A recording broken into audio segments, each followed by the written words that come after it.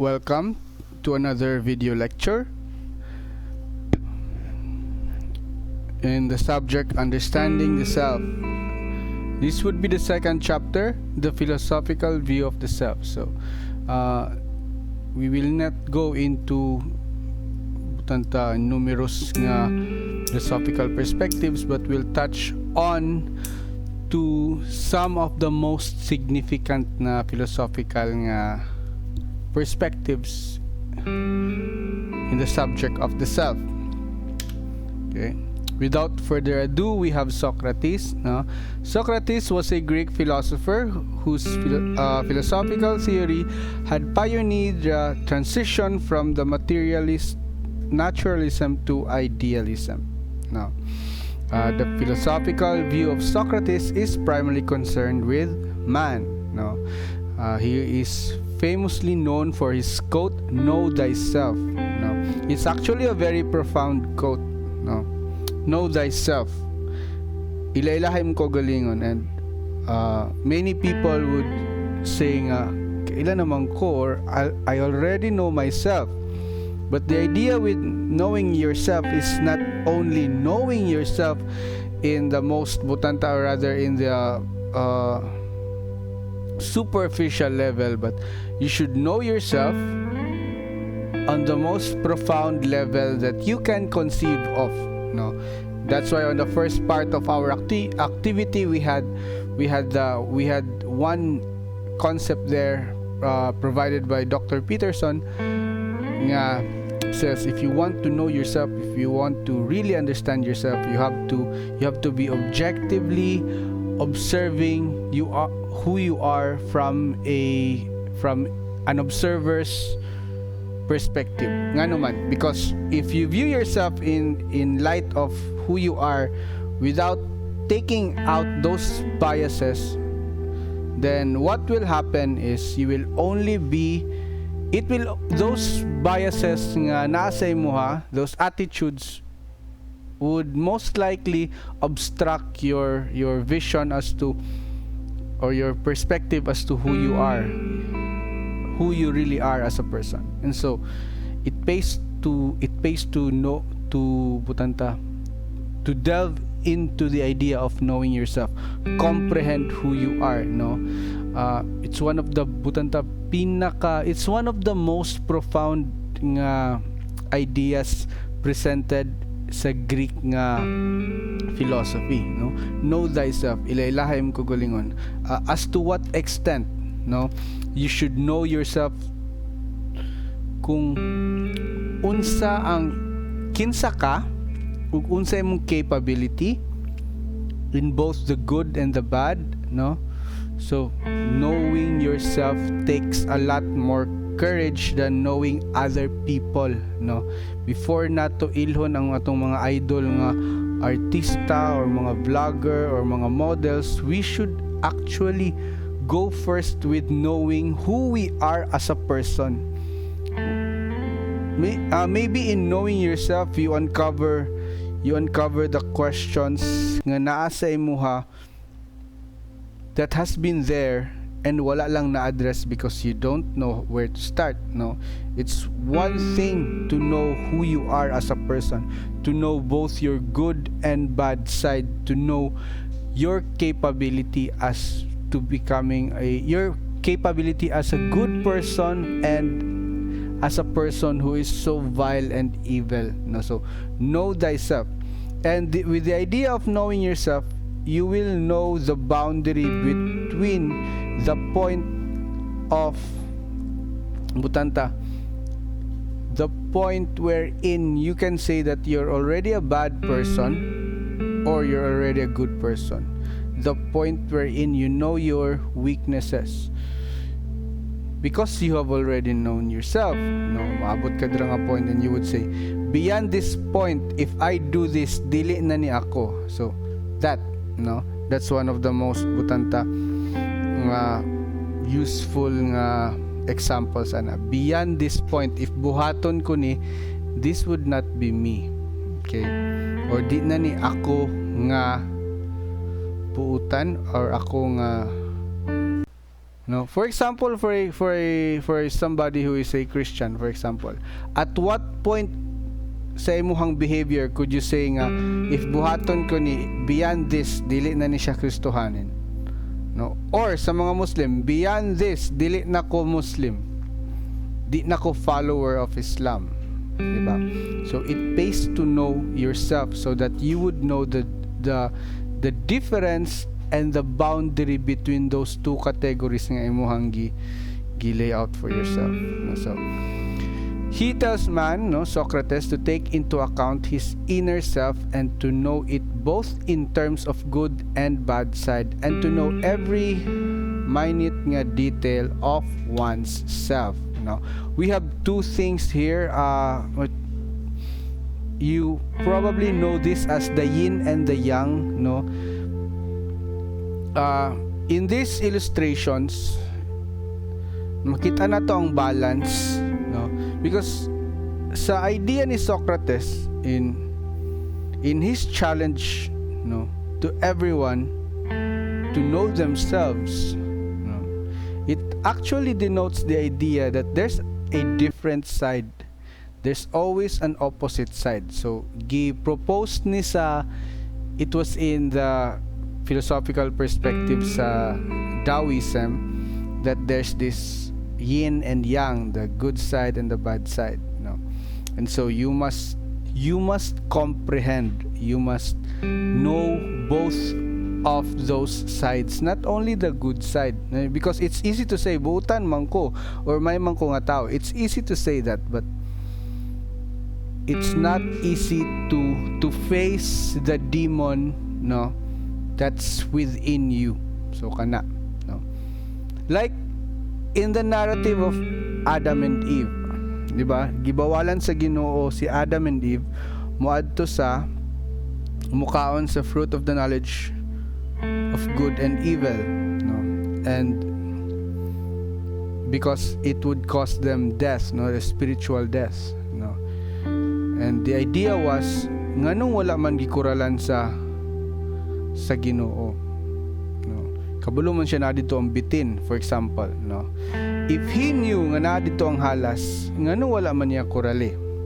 And the answer to that is because mas evil pa ang halas nga nasa sulod sa tao kaysa sa halas nga nasa kahoy, right?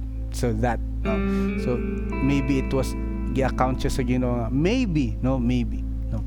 So it pays to grapple with the idea of kinsa day ko, and it pays to grapple with the with the conscious nga reality nga unsa day ko, how dark could I, how evil could I get, no? Because if tanaw na to ang life ni Adolf Hitler, for example, 8 years old nga Hitler, or 5 years old nga Hitler, nga Adolf Hitler, I don't think nga makomprehend sa yang mind nga okay, one day I will kill 11 million people sa akong paghari. No. But actually nabuhat na niyan. So therein lies the question, how evil could you get? Unsa ka despicable, no? Unsa ka appalling as a person. So that's the two sides, no? It pays to know the monster or the demon within, so that you would know how to control that demon, how to control that snake, how to control that evil, maleficent nga behavior that's inside you, no? It pays to control that, no? Because at some point, sir, nganong i-control man? Pwede man ako siya pat yun. No, you can't kill that side, because that's the whole idea. The whole idea of the yin and yang is that it represents a complete circle. It represents unity beyond opposition, right? Even if opposites ng duha ka side, if imo nang i-put together, that's a symbol of unity, a full circle, a picture of balance. Now, the idea is you cannot take away the bad, the evil maleficent force that's in you, because part na siya sa imuha. Now, one thing that you could do is control that, no? That's why we are urged by Socrates, no, to know yourself so that you may know how to control the evil na maleficent force that's within you, no? That because you might need that in the future, no? All of our drives, no, come from the dark na part, and so we need this drive, we need this type of aggression, we need modulated aggression so that we could use it for our own good and benefit, no? Because if dili pug ka aggressive, then you won't go anywhere, you won't succeed in life. If for example, if ang lalaki dili siya manguyab, dili siya aggressive, dili siya manguyab, maminyo ba siya? And you would answer, pwede kung ang babae manguyab, no? But if that's acceptable sa tong culture, but the idea here is, if you're not that aggressive enough, if wala kay imuhang, if you don't know how to use the aggression that's in you, you cannot use it for your own benefit. You can only use it to destroy your life, no? Aggressive kay ka, but if you know how to manipulate that aggression, you could actually use it for your own benefit. So these are the ideas sa balance. This is the idea of Socrates. It was also Carl Jung who said that no tree can grow to heaven unless its roots reach down to hell, no? So no tree can grow to heaven unless its roots reach down to hell, according to Carl Gustav Jung. And so the idea is, no person can actually say that he is a good person not unless he knows his full potential to be an evil one. No, you can't say you're strong not until you know your own weaknesses as a person, di ba? You can't just flaunt it out nga, I'm a very strong person, kaya ko na, and without even an inkling of an idea if unsa gid imong weaknesses, no? And that would be pure nga hubris on your side. How can I be substantial if I do not cast a shadow? I must have a dark side also if I am to be whole. And that's very deep, no? It also come from Carl Jung, no? You have to cast a shadow, no? So you have the shadow that's in you, the dark side is actually very helpful in helping you pursue what you want, no? In a modulated nga form. Aggression, anger is actually part of your whole human existence, and you cannot let go of that, no? But you cannot let it control you. That's why in many cases you just can't say nga,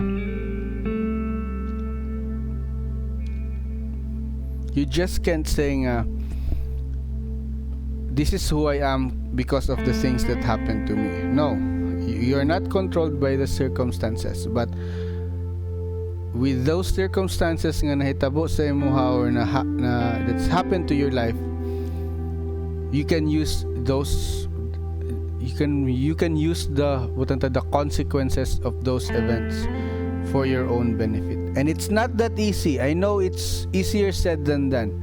It's not that easy, but you can actually do it for your own good, for you to be substantial and for you to be whole. I do not think that you have any insight whatsoever into your capacity for good until you have some well-developed insight into your capacity for evil. That's by Dr. Jordan Peterson, and that's ako nang explain ganina, right? Knowing yourself is a precondition to do the right thing. So kana pod. Know yourself, no? Because if you don't know yourself, then you don't have an inkling as to the differentiation between good and bad. And so you can't do the right thing if you don't even know the factors nga ga-affect sa imong behavior, sa imong thoughts, no, or sa imong motivations, so that knowing yourself could lead to a greater nga or enlightened status. So Plato was a Greek philosopher and one of the disciples of Socrates. Plato was so active defending the idealistic world outlook against the teachings of the materialism during his time. His core philosophy is a theory of form or idea. Plato believed that as human beings we possess souls through our body. Though our body might be imperfect, the soul is the embodiment of man's former perfect self. So isa sa yung pinakakuan is ang theory of the forms, no, or ideas. So forms or ideas are perfect representations of a certain thing. For example, if I say the word dog, unsay ma-conceive sa inyong mind, no? Of course, you have your mental picture of a dog, but that mental picture is actually the form or the idea, the perfect representation. If I draw a circle, for example, if I say draw a circle, if I say the word circle, for example, you would have your idea of a circle, I would have my own idea of a circle, and your other classmates would have their own ideas also. But your idea of a circle is different from mine, because that's your forms, that's your ideas. So kanay mong gihuna-huna ang circle, it might be color red, color blue, tambok nga circle, 3D nga circle, I don't know, nobody knows, but kabalo ka. And so that mental image of a circle is what you call a form. So and forms, because they are perfect representations, they are the perfect ideas. For example, when I say the word or when I say the phrase beautiful woman, so what picture comes into mind? Unsay itsura sa isa ka beautiful woman? Some might say kulot, some might say straight ang buhok, inani ang complexion, so on and so forth. We could argue all day, no, unsa ang standard sa beauty. But then again, your ideas, your own representation is your perfect representation, and these things are actually a standard for evaluation or a judge. That's why one thing is these forms are essential in forming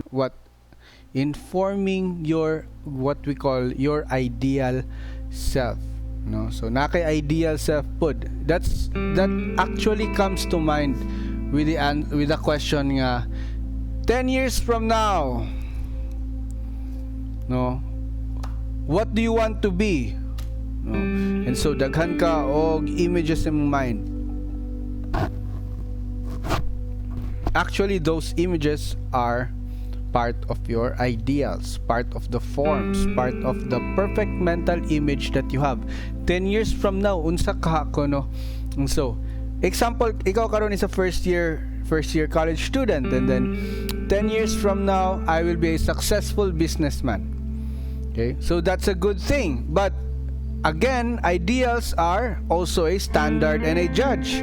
So if imong itandi, imong kaugalingon from 10 years from now, which is the perfect idea nimo, 10 years from now you're a successful CEO or you're a successful nga doctor earning 120,000 pesos a month. For example lang, I don't have any idea unsa ilang or pila ilang sweldo.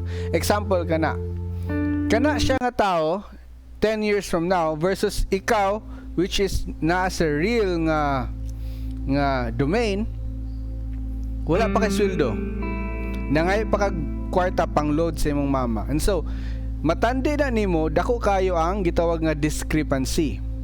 And if dako kayo ang discrepancy, what happens is we become hurt. It becomes painful for us nga naman because dako kayo ang discrepancy sa ideal ug sa real. The real versus the ideal. Kanang gina-meme ninyo sa Facebook, di ba? Reality versus expectation.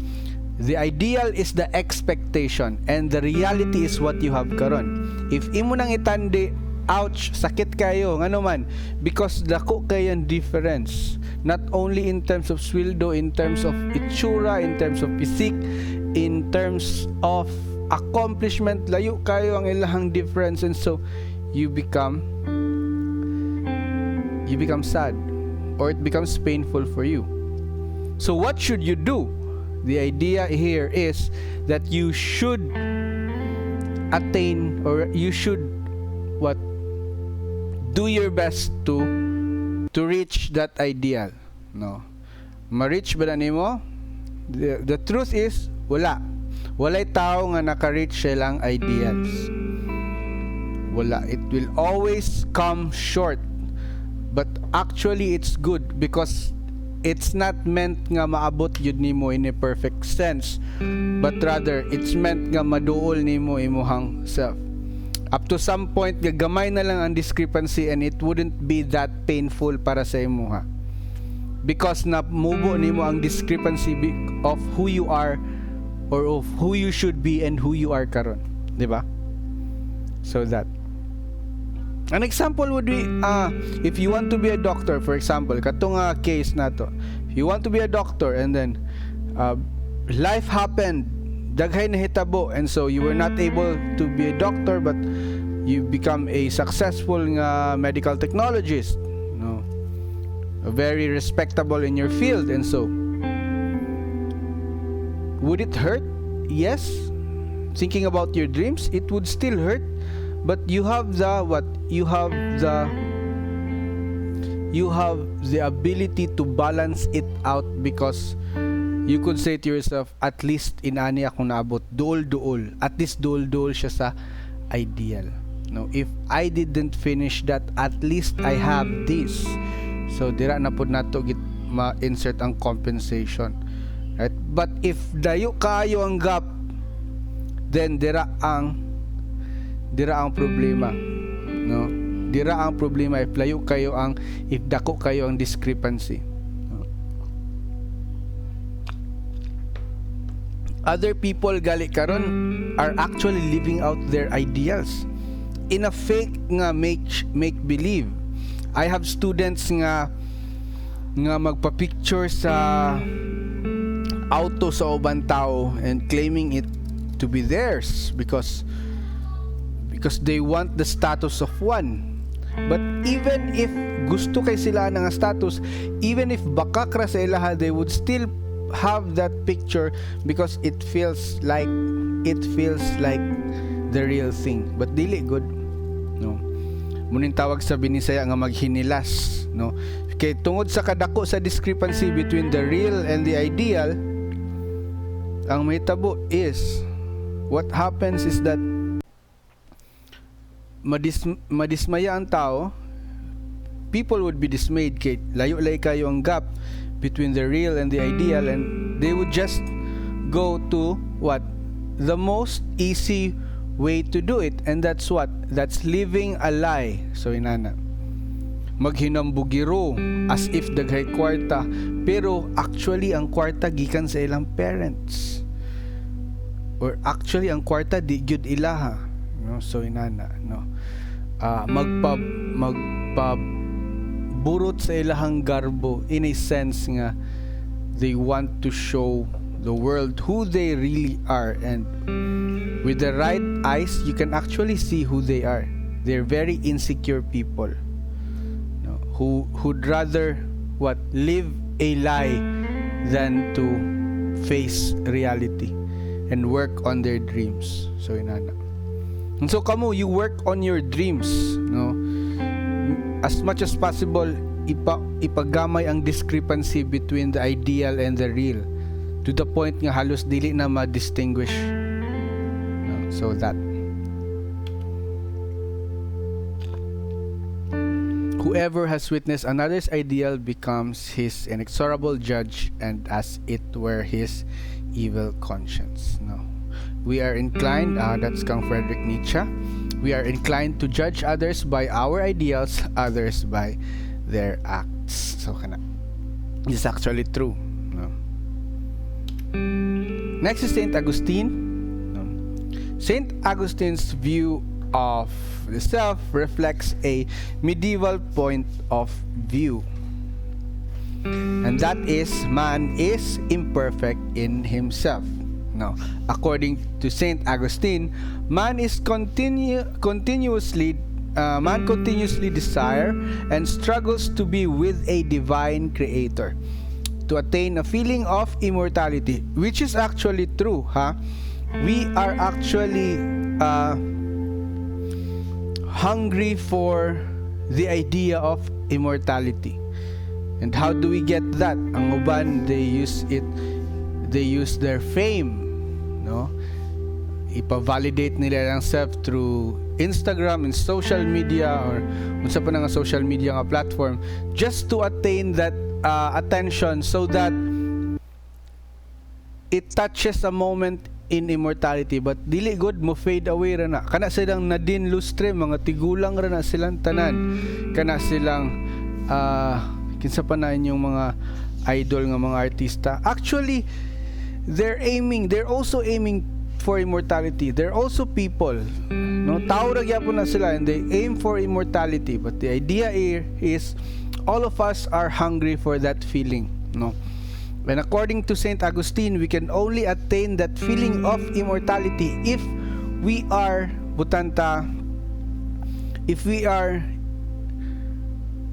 found in God.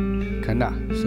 So in a sense, no, our completion the completion of all of these feelings and desires for immortality comes when we found our peace, we found our relationship there only in God, and in a sense we become the God we deserve. That's actually true. Kinsa imong ginasimba nga Ginoo actually reflects your behavior. And ayaw ko igna nga, do not judge me, no, do not judge me by my behavior, but actually you will be judged by your behavior, no.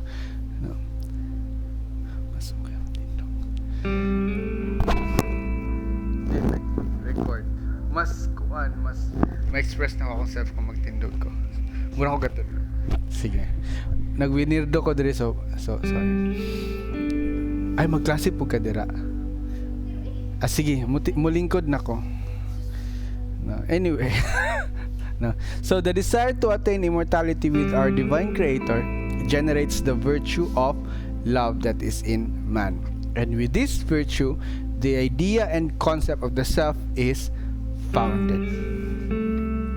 So according to Saint Augustine, we don't have the ability to find ourselves not unless we find God first.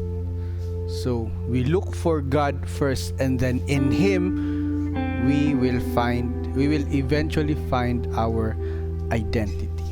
No. And lastly, when one behaves or acts with love toward other people, then man, by connection, is showing his love towards God, his creator. Next is René Descartes, the philosopher who first formulated the idea of this solitary self of the solitary self. It is because of his groundbreaking work in this respect that he has become known as the father of modern philosophy. But iyang pinakadako nga idea nga gi-propose ato is dualism. No, the idea that there's the system of the mind, that there's the system of the body. No? One of the things nga gi-propose ni Descartes were the three Monsieur or two, no? There's three evident nga truth. First is that the existence of the mind, that there's this idea or concept called mind, no? He believed that the mind was part of the non-material world and that the body was part of the material world. Descartes believed that the second self-evident truth was the existence of God. So there is a God according to Descartes. And the third self-evident truth was the existence of the material world, which is actually true, the realm of the body. No. The next concept is John Locke.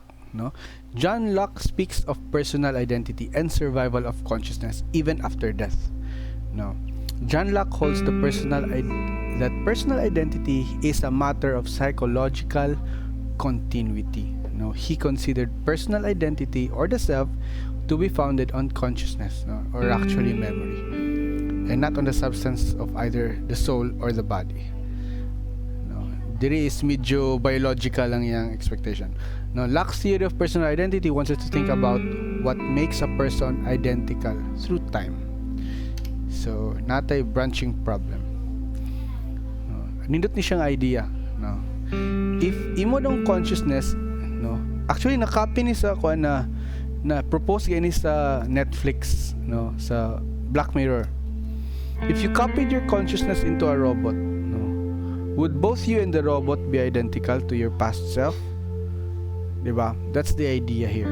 If magbaylo pod mo glawas sa imong amigo, then who would you be? And who would he be? Siya ba ikaw or ikaw siya or what, right? So that's the idea ni Locke, that our self is only found in our memory, in the ever-present creation of continuity of the self, psychological continuity. So gapadayon siya. So if imong consciousness ipasa dira sa robot, then he could be identical to your past self, but he could not be identical to you, right? Because you actually have this psychological continuity where a robot cannot. Next is David Hume. Hume asked us to consider what impressions give us our concept of self. We tend to think of ourselves as selves, mo pwede kang David Hume, but rather stable entities that exists over time. So it's a point-to-point nga journey towards finding the self. It's not actually a one-time journey, but it's one point to another. No, to look for a unifying self beyond this perception is like looking for a chain apart from the links that constitute it. So deep kayo ang ideas ni Hume. No? So Hume argues that our concept of the self is a result of our natural habit of attributing unified existence to any collection of associated parts. And so we have this collection of associated parts and we connect it, no, we attribute it to a unifying force, and so these associated parts become whole in the bigger picture. No, so inana, it's like saying ikaw sa una o ikaw karon. No, so inana, like if you look at the meme here, no, younger me looking at older me, and he says, who are you? Because actually you have changed so much across time. No, here we have another one here, young, adult, old, and me. This is actually true. You have the energy and time without the money as young person. Adult, you have the energy / have the money, no time. So old, more time, more money, wala na energy. No, and here's you, wala tanan. No, so inana. Okay, so naay idea sa kuan ni David Hume, ship of Theseus. There was a ship nga nag-travel, and then dito sa lawod nag-change siya og parts until nabot siya sa iyang destination. But all throughout sa iyang pag-journey, nailisan na tanan parts with new parts during galayag. And the question is it the same ship or it's a different one? Immanuel Kant, no, was one of the most important philosophers of the Enlightenment period. Kant believed that man is a rational being, so rationality. No? So with the idea of Kant, no, we can direct ourselves towards something, and so sa idea ni Hume is that nanatay rationality. Kang Kant nanaputay rationality, And according kang Kant, we can actually direct ourselves towards something. If we really want something, we can direct ourselves toward that and take aim at that, those goals to benefit ourselves and also to attain a specific purpose in life as one lives. Kant believes that man is not a fool to be used, that we have this inherent right as human beings to be respected and in part to give respect for ourselves and others, to be treated humanely as possible. So because we're rational, the idea here is we can actually point ourselves toward a certain direction and move towards that direction. So inana, we're more than powerful to what? To achieve the goals that we have set for ourselves. So inana. Gilbert Trial, Ryle believed that each of us effortlessly knows an enormous amount about those of our attributes. So according kang Gilbert Trial, kabalo na ta sa unsa atong beliefs, hopes, desires, goals, and fears, who we are as a person. Kabalo na ta na tanan. And so according kang Gilbert Trial, we live through two collateral histories, one consisting of what happens to us and the other consisting of what happens in this mind. And so it's about what happened to us and about how we process those events that happened to us. And so that the first is public and the second is private. So duha ka collateral histories nga gakahitabo sa ato, and through those two collateral histories we find ourselves to be what we can find our true self now. So that's the end of the first part of chapter 2. I hope klaro tanan.